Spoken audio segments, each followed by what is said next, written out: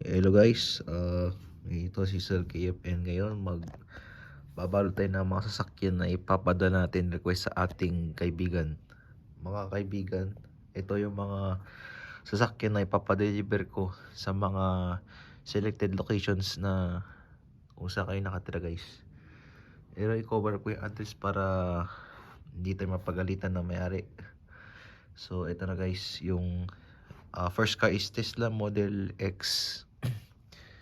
Ni-request niya is NCT 127 na logo.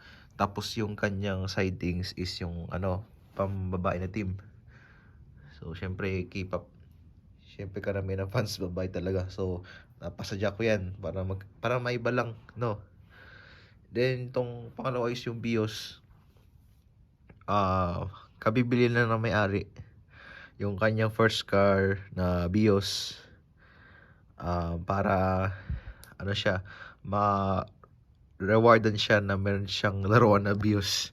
So actually ito siya 2023 na BIOS. May plaka na rin and RFID. So lahat tong sasakyan may RFID na. Pero sticker lang. Sa likuran niya, ayun, kuhang-kuha din yung likod.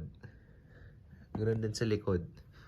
So, yung Tesla tsaka yung BIOS parang magkaparehas lang yan. Pero mas mataas Tesla talaga.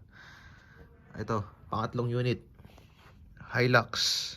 Ayan. So ito yung Hilux na GR. 2022 model. So nakatingga lang to sa bahay ko. Ayan, sa aking shop. Ayan, workspace. Ayan. Alphard looking grill. Ayan, ako nagpasa dyan yan. Meron na siyang fake Hilux na sticker. And kanyang decals. Sarili kong gawa ng decals. Ano siya? 4x416 NBX. Ayan. Ending number 7. Ayan. Ayan. So ito ang kanyang sides. Ayan, no? Kuhang-kuha. Formado. Ayan. So shout out kay Overland Kings. Ayan. Tong fourth unit natin. Traction na naman. Itong truck na is Isuzu NKR. Dati tong closed van na type. Ngayon naging ano na siya, aluminum van na, aluminum truck na, ganun. With RFID, yellow paint. Tapos yung aluminum box niya is kulay mixed colors. Yan, purple, blue, and blue green. Ayan, so ito. Ayan, so actually meron na siyang hubcaps nagbulong. Dati ano lang yan plain lang yan.